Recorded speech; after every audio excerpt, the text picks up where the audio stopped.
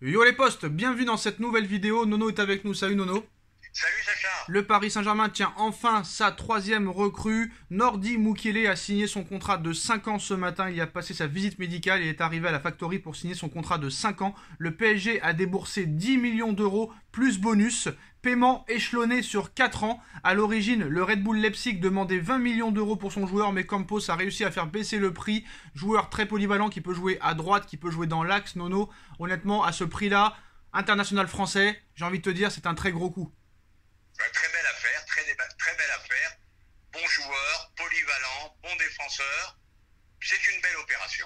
Alors Nordi Mukiele vient pour combler deux postes au Paris Saint-Germain dans l'esprit de Christophe Galtier. Couloir droit, axe droit dans la défense à 3. On a vu que Sergio Ramos était en grande difficulté. D'ailleurs Ramos, faudrait plus le mettre dans l'axe qu'à droite. Mais voilà, non, honnêtement, international français, titulaire indiscutable avec le Red Bull Leipzig, joueur polyvalent qui peut jouer dans l'axe et à droite, grosse concurrence pour Achraf Hakimi, et j'ai toujours dit Nono qu'il faut de la concurrence au Paris Saint-Germain pour que les titulaires déjà se mettent à un niveau très très élevé. Eh ben, c'est excellent pour la concurrence, c'est très bon pour la concurrence. Hakimi, ça va lui permettre de progresser encore, et puis c'est un joueur polyvalent qui peut jouer soit en défense centrale, soit latérale. Très bonne opération de Campos. Alors Nono, les négociations se poursuivent entre le Paris Saint-Germain et Chelsea pour Presnel Kimpembe, cible prioritaire des Blues pour leur défense après l'échec Jules Koundé qui va rejoindre le FC Barcelone dans les prochaines heures. Le PSG veut 65 millions d'euros. À l'heure actuelle, entre Marquinhos, Ramos et Kimpembe, Kimpembe est le meilleur, mais est-ce que ça va durer sur le long terme? On ne sait pas. On a vu en plus de ça hier que le Guardian a annoncé que Chelsea était prêt à élever son offre par rapport à celle qui a été faite il y a quelques semaines, c'est-à-dire 40 millions d'euros. Ils sont prêts à monter à plus de 50 voire 55 millions d'euros, Nono. Alors là, les négociations se poursuivent entre Chelsea et le PSG. Ça veut dire que non seulement le PSG veut le vendre, mais qu'en plus de ça, comme Kimpembe ne parle pas, j'ai envie de te dire, il ne serait pas contre un départ à Chelsea. Est-ce que Kimpembe peut réellement quitter le Paris Saint-Germain pour Chelsea? Malheureusement, je pense que ça peut se faire. Pourquoi je dis malheureusement? Parce que Kimpembe, sur le peu que j'ai vu là en match de préparation, c'est pas le plus mauvais des trois. C'est un Titi parisien. Donc je commence à changer un peu d'avis, mais à 60 millions, bah écoute, à 60 millions, il faut que le PSG fasse quand même rentrer un peu de sous quand même. Hein. Les gars, je vous annonce que si Kimpembe va à Chelsea, ça va devenir un monstre et on va le regretter. J'en suis sûr et certain. Je le sens. Ah, c'est fort possible. On a vu des cas précédents. Dès qu'il quittait le Paris Saint-Germain, c'était plus les mêmes. Alors, est-ce que le Paris Saint-Germain veut vendre Kimpembe pour acheter un milieu de terrain et un défenseur central supplémentaire du style Skriniar et peut-être un autre milieu de terrain? En tout cas, Nono, la piste Renato Sanchez est au point mort. Pas d'accord entre le LOSC et le Paris Saint-Germain. Pourtant, le LOSC ne demande pas non plus des centaines de millions d'euros. Alors, à se poser la question, est-ce que vraiment le PSG veut Renato Sanchez, hein? Je suis d'accord avec toi. C'est à se poser des questions. C'est un tout petit prix. Le joueur va absolument venir à Paris. Le président de Lille disait que c'est une opération qui devait se faire dans les 48 heures et toujours rien. Donc j'ai quelques doutes sur ce transfert. Thilo Kehrer a été proposé à Chelsea. Le club anglais n'est pas du tout intéressé. Comme ça, c'est clair, c'est net, c'est précis. Ah bah oui, mais Kerrer aussi, ça va être un cas difficile à régler. Alors Nono, le Borussia Dortmund est venu, on va dire, aux informations concernant Mauro Icardi, mais le dossier Mauro Icardi est trop complexe économiquement pour le Borussia Dortmund. Pas d'intérêt du club allemand, donc Monza, promu en Serie A, reste donc le seul club très intéressé par le joueur du Paris Saint-Germain, mais Mauro Icardi n'a aucune envie de rejoindre Monza, donc je pense qu'il y a de très grandes chances pour que Icardi reste au Paris Saint-Germain. Eh ben Icardi, t'en as pour 2 ans, 12 millions d'euros par an. Le mec ne s'assiera jamais sur son salaire. Icardi ne partira jamais.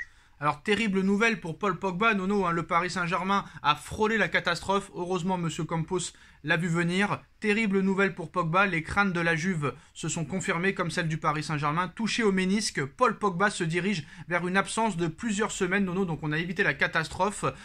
Terrible blessure pour Paul Pogba. Et en plus de ça, on a vu que Campos a vu venir le truc et c'est pour ça qu'il ne l'a pas pris. Donc bravo M. Campos. Hein. Bravo Campos, malgré tout c'est malheureux pour Pogba, mais à côté de ça, est-ce que c'est un joueur fragile ou est-ce que c'est un joueur qui a une hygiène de vie qui n'est pas extraordinaire? On n'en sait rien. Et puis je vais te dire, à la finale, Pogba était plus people que joueur de foot. football lui aussi. Il faisait que ses matchs pour l'équipe de France. Le reste de la saison, c'était très moyen. Donc Campos a bien fait. Alors la Juventus attendait de vendre un milieu de terrain pour s'intéresser à Leandro Paredes, mais la blessure anticipée de Paul Pogba pourrait accélérer les choses. Ça se précise pour Leandro Paredes à la Juve. Présent à la tournée japonaise du Paris Saint-Germain où il est revenu progressivement de blessure, Leandro Paredes est loin d'être un indésirable. Cependant, le milieu argentin conserve une certaine valeur marchande et la porte du départ n'est pas fermée pour lui. La Juventus entend bien en profiter et le dossier est en train de s'accélérer très honnêtement. L'optimisme est présent. Alors le Paris Saint-Germain demandait 30 millions d'euros, mais il pourrait y avoir un accord entre les deux clubs et celui-ci devrait se chiffrer à 20 millions d'euros, même si la Juve doit encore se mettre d'accord avec le Paris Saint-Germain. Leandro Paredes vendu à la Juve pour 20 millions d'euros alors qu'il a été acheté 47 millions d'euros. Honnêtement, les 3 ans et demi de Paredes, on retient pas grand-chose à part les castagnes, les blessures. Alors certes, dans quelques matchs, il a cassé des lignes et il a fait quelques bonnes passes, mais non plus, on va pas retenir un grand passage. Il n'a pas de match référence, Leandro Paredes avec le Paris Saint-Germain, ou peut-être un ou deux, pas plus. Mais honnêtement, 20 millions d'euros Paredes, est-ce que c'est bien vendu alors qu'il a été acheté presque plus du double? Malheureusement, mais malgré tout, c'est bien vendu, c'est bien vendu. Attends, c'est pas fait, c'est pas fait. Si ça se fait, ça s'est bien vendu. Paredes n'a pas marqué l'histoire du club. Voilà, je pense qu'il va aller à la Juve. Alors, surtout Nono, que la Coupe du Monde cet hiver pourrait être une aubaine pour le Paris Saint-Germain, sachant que tous ces joueurs indésirables vont vouloir quand même du temps de jeu pour participer à la Coupe du Monde avec leur sélection, à part Mauro Icardi qui est sûr et certain de ne pas être sélectionné avec l'Argentine même s'il met 70 buts en 30 matchs. Donc ça, cette Coupe du Monde cet hiver peut être une bonne chose pour le Paris Saint-Germain. C'est la chance du PSG. Tous les joueurs sélectionnables vont, je pense, avoir envie de changer de club et avoir du temps de jeu.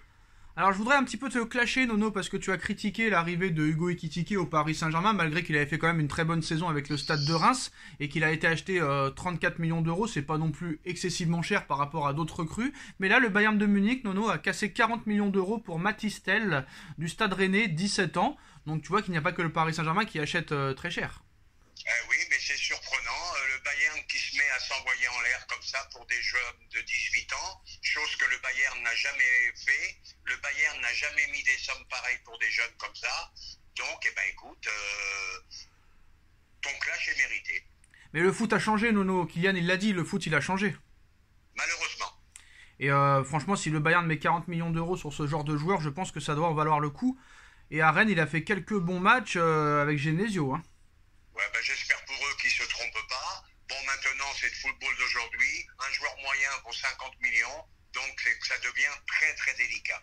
Alors, Nono, qu'est-ce que tu as pensé des propos de Gary Neville sur le FC Barcelone, le mercato XXL du FC Barcelone? Il a critiqué le dossier De Jong, comme quoi, carrément, Laporta demande à De Jong de baisser de moitié son salaire en lui demandant de prolonger, alors que c'est l'un des meilleurs joueurs du club quand même.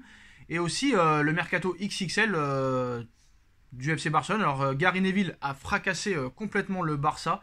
Les méthodes du Barça font jaser. De Jong devrait envisager une action en justice contre Barcelone et tous les joueurs devraient le soutenir. Un club qui dépense sans compter des fortunes pour de nouveaux joueurs tout en ne payant pas la totalité de leur salaire à ceux qu'il a sous contrat est immoral et constitue une violation. Alors FIFPro devrait s'intéresser à ce genre d'intimidation et y mettre fin, a-t-il prévenu. Les méthodes du Barça dérangent dans toute l'Europe, Nono, surtout avec une dette de 1,3 milliard. Donc d'accord, il y a eu des partenariats, il y a eu des droits TV cédés, il y a eu des prêts à la banque, mais quoi qu'il en soit, tu seras toujours des dettes, tu auras toujours des dettes à payer. Mais voilà, le Barça, on les laisse faire ce qu'ils veulent. C'est pour ça que je pense que les autres clubs ne vont pas se priver maintenant pour dépenser sans compter. Gary Neville a 1000 fois raison. On en a parlé plusieurs fois dans de précédentes vidéos. La gestion du Barça est incompréhensible. Un jour, faudra m'expliquer. Ah bon, t'as déjà expliqué, Non, mais il faudra m'expliquer comment on passe d'un club pas loin du dépôt de bilan à faire ce qu'ils font en ce moment. Ah bah tu sais ce qu'ils vont te dire en commentaire, Nono. Nono, je vais t'expliquer. On a fait un prêt à la banque de plus de 500 millions d'euros. Le partenariat avec Spotify rapporte plus de 400 millions d'euros, plus les ventes, plus les salaires économisés, plus les droits TV cédés à 15%. Voilà, Nono, je t'explique comment le Barça s'est remis dans le droit chemin. On va faire de l'humour, Sacha. Donc j'écoute tes explications et dans 2-3 ans, on se reverra. Et je ne serai pas étonné d'apprendre scandale au Barça. Et pour finir là-dessus, je comprends pas que M. Séphérine ne dise rien, parce que surtout que le Barça, avec le Real Madrid et la Juve, sont dans le collimateur depuis cette histoire Super League. On voit Laporta qui a dansé avec des femmes à Las Vegas, donc il est bien Laporta, il se marre, hein, il se marre en ce moment. Eh ben, Séphérine, on ne l'entend pas. Tebas, il est devenu complètement muet. Bon, ben voilà, c'est tout. Heureusement que c'est pas le PSG. Mais j'aurais aimé que le PSG envoie des punchlines à Tebas. Non. Dommage qu'il l'ait pas fait. On est au-dessus de ça, on est plus évolué que ça. Eh ben, tant mieux. Et surtout, Nono, bon, mettons un petit peu le clash de côté, mais l'équipe qui sont en train de se faire, Nono... Ah bah une chose n'empêche pas l'autre. Ah oui. Je t'annonce que ça va être du très très lourd à Barcelone avec un super entraîneur. Ah ouais. Donc Barcelone très très dangereux en Ligue des Champions. Voilà, en tout cas les postos, voilà les dernières infos de ces dernières minutes, de ces dernières heures. Dites-nous en commentaire ce que vous en pensez. On like, on partage, on commente, on s'abonne. On remercie Nono d'avoir été présent et on se retrouve très vite pour une nouvelle vidéo. Tchuss.